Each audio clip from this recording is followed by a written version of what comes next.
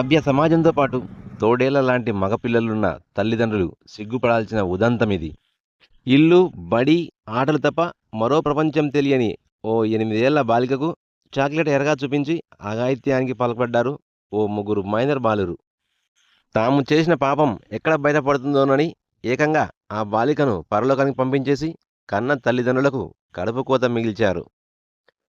ఏడాది, 3 ఏళ్ళు, 5 ఏళ్ళు, 8 ఏళ్ళు, 9 ఏళ్ళు, 10 ఏళ్ళు ఇలా అన్ని వయసుల ఆడపిల్లలపై అఘాయిత్యాలకు పాల్పడుతున్నా, కళ్ల ముందే పసిమొగ్గలు రాలిపోతున్నా చట్టం ఏం చేయలేక చేతులెత్తేయడంతో ఇలాంటి సంఘటనలు జరుగుతూనే ఉన్నాయి. మన పిల్లలకు మనం ఏం నేర్పుతున్నాం? పిల్లల సంతోషమో లేక చదువుల కోసమో ఒక స్మార్ట్ ఫోన్ కొనించి గాలికి వదిలేస్తున్నారు మైనర్ బాలురను. తమ చుట్టూ ఏం జరుగుతుందో తెలుసుకోలేని వయసులో జీవితాలను నాశనం చేసే స్మార్ట్ ఫోన్ చేతికి అందజేసి తమ పిల్లలను తల్లిదండ్రులే చేజేతులారా చెడగొడుతున్నారు. తమ చేతిలో ఉన్న సెల్ ఫోన్లో రాత్రి పగులు తేడా లేకుండా రకరకాలైన వీడియోలు చూస్తూ వాటిని ఆచరిస్తూ నేరాల్లో ఇరుక్కుపోతున్నారు అమాయకులైన బాలురు. నంద్యాల జిల్లా నందికొట్కూరు నియోజకవర్గంలోని ముచ్చుమర్రి గ్రామంలో ఇలాంటి సంఘటనే చోటు చేసుకుంది. 5వ తరగతి చదువుతున్న 8 ఏళ్ల బాలికకు 10వ తరగతి చదువుతున్న ఇద్దరు, 6వ తరగతి చదువుతున్న మరొక మైనర్ బాలుడు చాక్లెట్ ఇస్తామంటూ ఆదివారం ఊరి చివరకు తీసుకువెళ్లి అఘాయిత్యానికి పాల్పడ్డారు. అంతవరకు తమ కళ్ళ ముందే ఆటలాడుకున్న తమ బిడ్డ కనపడకపోవడంతో ఊరు, వాడ, స్నేహితులు, చుట్టాలతో పాటు కనబడిన అందరినీ అడిగారు మా పాపను ఏమైనా చూశారా అని.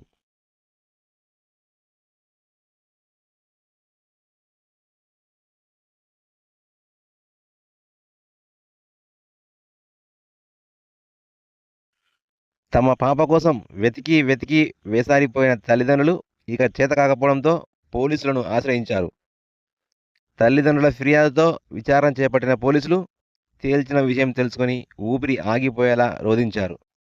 అఘాయిత్యానికి పాల్పడిన తర్వాత బాలికను పక్కనే ఉన్న మల్యాల ఎత్తిపోతల పథకం కెనాల్లో తోసేశామని చెప్పడంతో పోలీసులు 2 రోజులుగా వెతుకుతూనే ఉన్నా బాలిక మృతదేహం మాత్రం కనబడలేదు. ఎమ్మెల్యే, ఎంపీ, ఎస్పీలతో పాటు వందల మంది పోలీసు యంత్రాంగం కష్టపడుతున్నారు ఆ తల్లిదండ్రులకు తమ బిడ్డను కడసారి చూపించడానికి. ఆడపిల్లల తల్లిదండ్రులు ఇక నుంచైనా ప్రతి క్షణం జాగ్రత్తగా ఉండండి. రాబందులు, తోడేళ్లు ఉన్న ఈ సమాజం నుంచి మీ పిల్లలకు మీరే రక్షణగా ఉండండి. బాలిక మిస్సింగ్ గురించి సెర్చ్ చేస్తున్న ఏరియాలో ఇంక్లూడింగ్ ఈ లిఫ్ట్ ఇరిగేషన్ కెనాల్లో కూడా గాలి వర్క్ చేసిన తర్వాత కానీ ఏదనేది మనం ఒక కంక్లూజన్ రావడం జరుగుతుంది.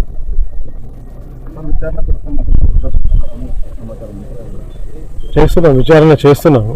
బాడీ ముందు ట్రేస్ చేసిన మిగతాన్ని మాట్లాడాలి. దర్యాప్తులో ఉంది కాబట్టి కొన్ని విషయాలు మాట్లాడలేదు. ఈరోజు నందికొట్కూరు నియోజకవర్గంలో ఒక చాలా దురదృష్టకరమైనటువంటి సంఘటన జరిగింది. ఆ రోజు నుంచి కూడా పోలీసు వారికి కంప్లైంట్ చేయడం జరిగింది తల్లిదండ్రులు. దానిపైన పోలీసులు సర్చింగ్ చేస్తూ నిన్న కొన్ని క్లూజెస్ దొరికాయని చెప్పేసి నా నోటీస్కి రావడం కూడా జరిగింది. ఆ క్లూజెస్ ఏంటంటే ఏదో 3 అబ్బాయిలు అమ్మాయిని ఏదో ఇది చేసినారని చెప్పేసి ఇక్కడ తెచ్చేసినామని చెప్పేసి పోలీసు వారికి చెప్పడం జరిగింది. పోలీసు వాళ్ళు వెంటనే వచ్చి ఇక్కడ శవాన్ని తీసే కార్యక్రమాన్ని కూడా నిన్న సాయంకాలం నుంచి చేపట్టడం జరిగింది. కార్యక్రమం రాత్రి 2 గంటల వరకు చేశారు. మళ్ళీ మార్నింగ్ 6 నుంచి కూడా అంత సర్చింగ్ మొదలైంది. ఏదేమైనప్పటికీ ఇది చాలా దురదృష్టకరమైనటువంటి సంఘటన. మన నందికొట్కూరు నియోజకవర్గంలో ఎప్పుడు జరగలేదు ఇలాంటి ఘటన. ఎందుకంటే ఒక మైనర్ బాలికను ఈ విధంగా చేసి ఇక్కడ తెచ్చి పడేయడం అనేది నాకైతే చాలా బాధ ఉంది. అసలు ఆ మాటలు చెప్పలేనటువంటి ఇదిగా ఉంది. ఏదేమైనప్పటికీ కూడా ఇటువంటి సంఘటనలు పునరావృతం కాకుండా ఇందాకనే నేను హోమ్ మినిస్టర్ గారి దృష్టికి తీసుకెళ్ళడం జరిగింది. వాళ్ళ పిఎకి తెలియజేయడం జరిగింది. అలాగే ప్రభుత్వం దృష్టికి తీసుకెళ్తా.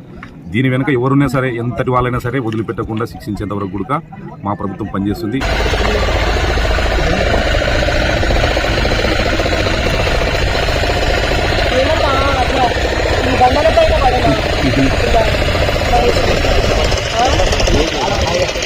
నేను పోలీసు వాళ్ళతో మాట్లాడడము, అట్లాగే ఎస్పీ గారితో మాట్లాడాను, మన హోమ్ మినిస్టర్ గారితో మాట్లాడాను, లోకేష్ అన్న గారితో మాట్లాడాను, అందరితో మాట్లాడాను. తర్వాత మొదటి రోజు కొంచెం స్లో అయినా కూడా నిన్నటి నుంచి ఇన్వెస్టిగేషన్ కూడా వేగవంతంగా జరుగుతుంది. అట్లాగే ముగ్గురిని అదుపులోకి తీసుకున్నారు అని మాత్రం సమాచారం వస్తుంది. ఇంకా ఇన్వెస్టిగేషన్లో ఉంది కాబట్టి నేను చెప్పకూడదు. ఇన్వెస్టిగేషన్ పూర్తయిన తర్వాత అసలు కారకులు ఎవరు, ఏంటి, అసలు ఏం జరిగింది, ఆ పాపను ఏం అనేది బయటస్తుంది. నేను ఒకటే చెప్పకుంటున్నాను, ప్రతి ఒక్కరము కూడా ఈరోజు ఈ సంఘటన ఏదైతే ఉందో అందరూ కూడా గుర్తుంచుకోవాలి. ఎందుకంటే 8 సంవత్సరాల పాప, ఆ పాపకు ఏమీ తెలిసి ఉండదు. అట్లాంటిది ఏదో ఇట్లా టికెట్టో ఆశ పెట్టి తీసుకెళ్ళి ఇలా ఏమన్నా చేశారా ఆ పాపను అని అయితే అనుకుంటున్నాను నేను. ఇటువంటి సంఘటనలు పాపం ఈ తల్లిని చూడండి, ఎవరికైనా అసలు మనం మనుషులుగా ఎందుకు పుట్టామా అని అనిపిస్తుంది ఇట్లాంటి సంఘటనలు మనము చూస్తే. మరి ఎవరైతే దీనికి కారణమో, ఎవరైతే ఈ ఘటనకు కారణమో వాళ్ళను ఖచ్చితంగా లేదు. ఆడకనికి వచ్చిన అమ్మాయి ఆడుకుంటుంది అనుకున్నాం సార్. మేము ఇట్లా ఆదృశ్యం అవుతుంది అన్నకలే రాలేదు. సాయంత్రం దాకా కూడా రాలేదు. ఇంకా గంటకు వస్తుంది, ఇంకా అర్ధ గంటకు వస్తుంది ఆడుకునే పాప అని మేము అనుకున్నాం సార్.